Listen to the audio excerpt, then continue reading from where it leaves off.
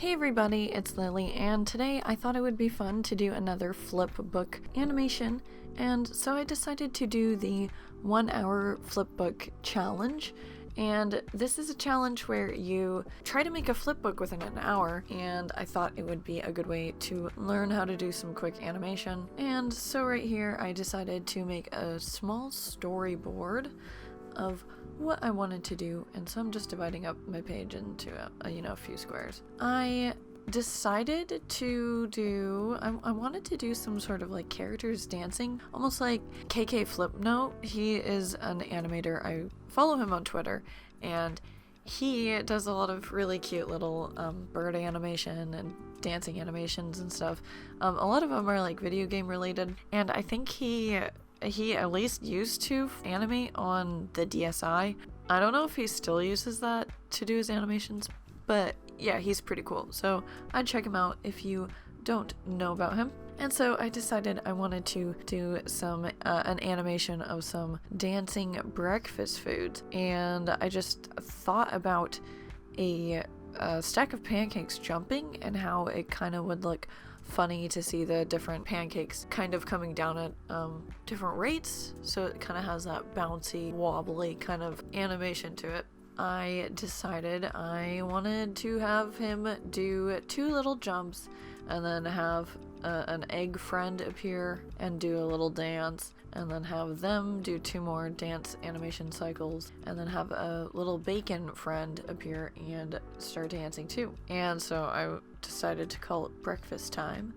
And yeah, so this is my storyboard. I did not include this in the full hour of animation. I really wanted to get as much time as possible with the actual animation. And so after I got all of the frames planned out, I decided to start animating. By the way, I'm using the Andymation Flipbook kit again in this video. It makes it super helpful to make flipbooks with the light box. If you have not heard of this flipbook kit before, definitely check out my video. I did a whole review about it. I'll put a card up in the right hand corner. You can click that and check it out after you're done watching this video. So for the first part of animation, I needed to try to nail the first round of dancing animation for the pancake. I probably spent too long on this part. I wanted it to look really nice, and so I spent a little extra time really thinking about how he needs to kind of squish down as he's preparing to jump and then make that jump. And so, I took my sweet time figuring this part out. In this frame, I was like, well, that looks like he's landing more, so I put it aside and used it later. Like, I wish I would have sped up this time right here a little bit more, because in the end, I start scrambling for time and it starts getting kind of messy. It's kind of funny, though. I was pretty satisfied with the first jumping animation. I thought it looked pretty alright. When I finished it, here's the playback, and so I rearranged the cells and I put them in a little stack. So yeah, that's him doing a little jump. And I didn't want it to just go one time, so I decided I wanted to trace all of these frames again and to make it so he is jumping twice. And so I managed to do that. And then I needed to add in the little egg dancing guy. And this is when things started getting kind of confusing.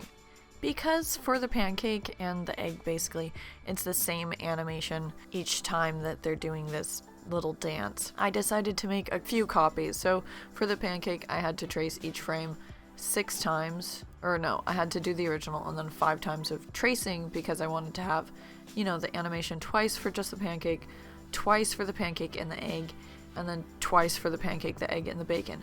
And so I decided to do these 5 traces all at the same time at first, and then I just realized that I was not going to quite finish the last bacon animation. And so I decided to go more in a linear format, do all the tracings for the pancake, do all the tracings for the pancake and the egg, and completely finish that, the 2 dance cycles for that. And then I moved on to the dance cycles for the pancake, the egg, and the bacon.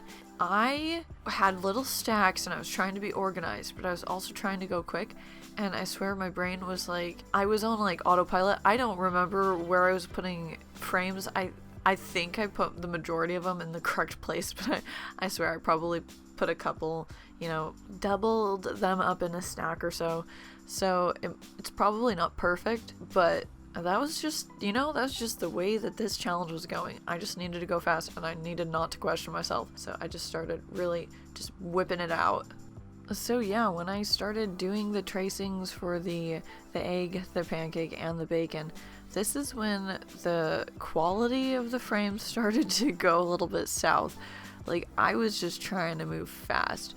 So it's kind of funny, like when you look at the flipbook, it first starts off, you know, the animation, it's alright, you know, it's a little doodle, and it looks fine.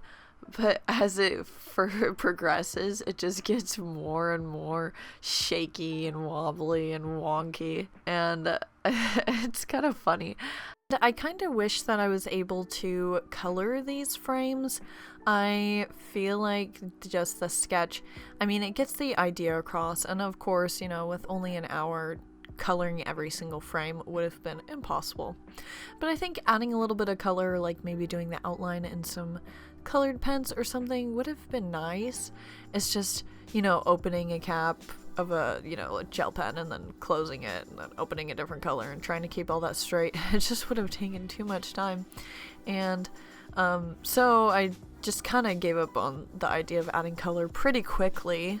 I do like the idea of dancing breakfast foods.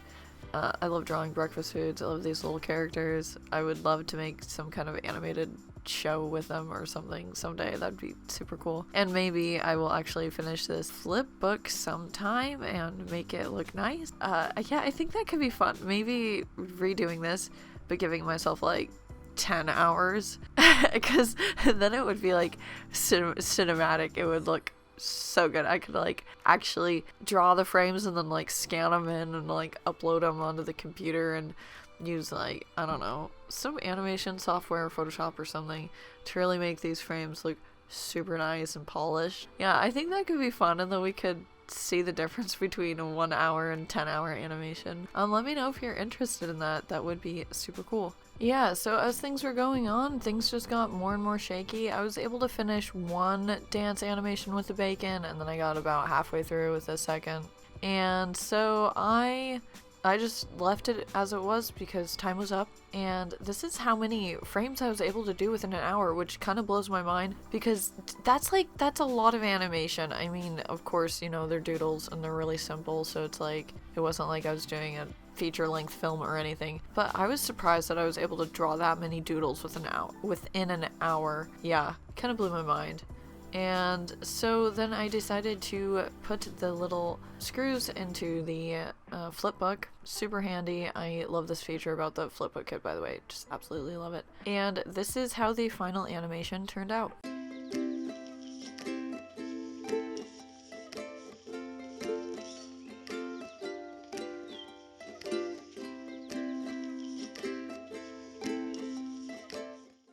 Yeah, as you can tell, the first couple animation cycles are pretty smooth. They're okay.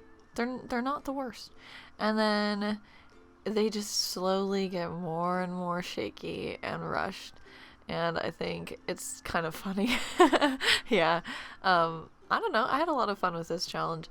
I think it helped me try to speed up these kind of processes, because yeah, my first animation, it took me a long time, but then again, I was painting it and I was letting it dry and stuff, and that always takes time. But yeah, it's amazing what you can do if you just put your mind to it and you just go quickly. One thing that I realized that was kind of bothersome at the end was that I put the animation a little bit too close to the center of the book. So flipping it, I kind of had to get it at a good angle to really like show what's going on. But yeah, all in all, had a good experience with this. Let me know if you do flipbook animations, and what if you do animations, like what kind of animations do you like to do, what kind of programs do you like to use. Yeah, let me know all that good stuff, and thank you so much for watching. I will see you in my next video, and I hope you have a great week. Bye!